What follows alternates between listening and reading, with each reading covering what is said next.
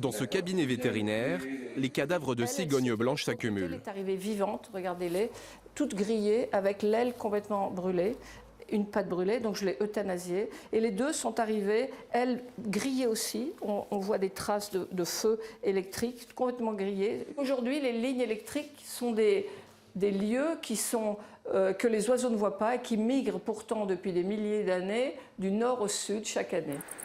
Depuis le début du mois, au moins une trentaine d'oiseaux ont perdu la vie en percutant ce type de ligne électrique.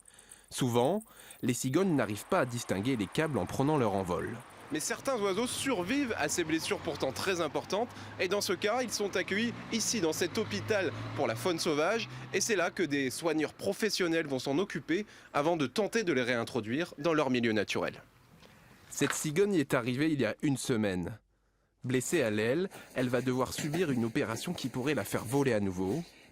Cette soigneuse doit lui réapprendre à s'alimenter. Un réel indicateur vraiment très important, le moment où l'animal décide de se renourrir tout seul, parce que c'est le moment où l'animal va être vraiment dans le stade de la guérison. Un animal qui ne mange pas, c'est un animal qui n'a pas envie de vivre.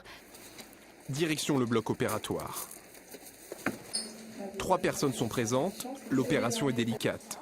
Objectif, réparer une fracture à l'aile gauche causée par l'électrocution. Le but est d'installer 2 broches métalliques. Après 1 heure d'intervention, verdict à la radiographie, l'opération s'est bien passée. Voilà un oiseau qui se réveille. Cette cigogne devrait repartir vers l'Afrique d'ici quelques semaines.